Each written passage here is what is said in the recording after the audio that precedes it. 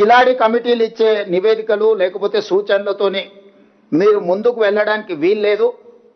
ఎవరిచ్చే సూచనలు పాటించాలంటే ఎన్డీఎస్ఏ లేదా CWC central water commission committee ఈ ఇద్దరిని పరిగణలోకి తీసుకున్న తర్వాతనే మీరు ఏ పని చేసినా కూడా దీన్ని ముందుకు తీసుకెళ్లాలని స్పష్టంగా చెప్పింది. ఇదే ఆ నివేదిక.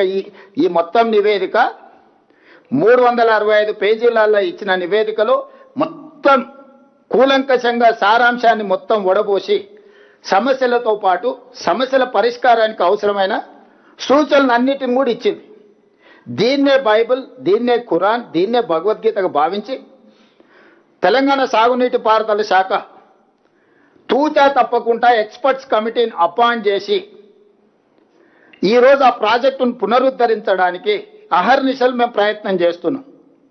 ఇప్పటికిప్పుడు వీళ్ళు వచ్చేసి లేదు ఇప్పుడు ఆడ నీళ్లు పోతున్నాయి.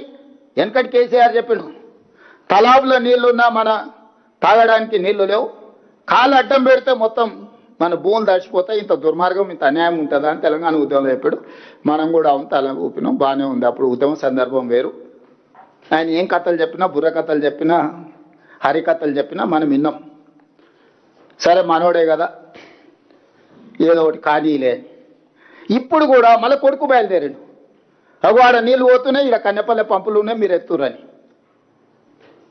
సరే తండ్రి అంటే చదువుకో ఏ లెవెల్లో చదివినో తెలియదు కానీ కొడుకు మళ్ళీ అమెరికాలో చదివినా ఐటీ చదివినా అంటాడు. ఇవాళ నేను అడిగేది, ఇవాళ ఒక్కొక్క దాన్ని నేను వివరాలు చెప్పదలుచుకున్నాను.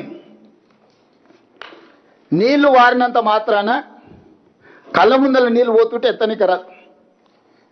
పారుతున్న నీళ్ళని ఎత్తుకునే అవకాశం ఉంటే బ్యారేజీలు కట్టాల్సిన అవసరమే ఉంది నర్సింగ్.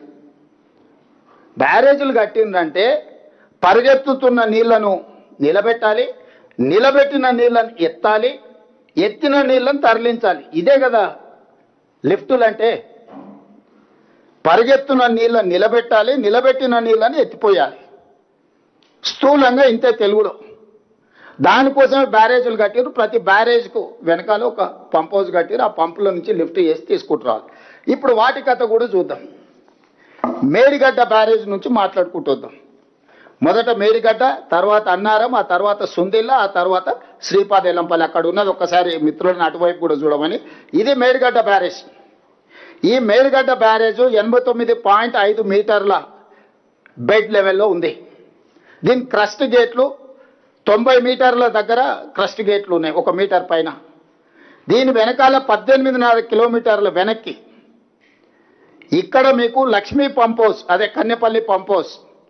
ఈడ బ్యారేజ్ ఉంటే బ్యారేజ్ నుంచి వెనక్కి 18.5 కిలోమీటర్ల దగ్గర ఇక్కడ మీకు అప్రోచ్ కెనాల్ ద్వారా ఈ నీళ్లను ఇక్కడికి తీసుకొచ్చి కన్నెపల్లి పంప్ హౌస్ నుంచి లిఫ్ట్ చేసి ఈ అన్నారం బ్యారేజ్కి యువతలు పోయాలి. ఇక్కడ చెప్తా మీకు, వాళ్ళ ఇష్టం, కెమెరా అవసరం లేదు, జస్ట్ వీళ్ళ అండర్స్టాండింగ్ కోసం. సో ఇక్కడ ఇది ఈడ 89.5 మీటర్ల బెడ్ లెవెల్ ఉంటే క్రస్ట్ గేట్లు ఇంకొక మీటర్ పైన ఉన్నాయి. ఈడ ఈ పంపులు పనిచేయాలంటే ఈడ 93.5 మీటర్ల లెవెల్ వరకు నీళ్లు నింపి పెట్టాలి.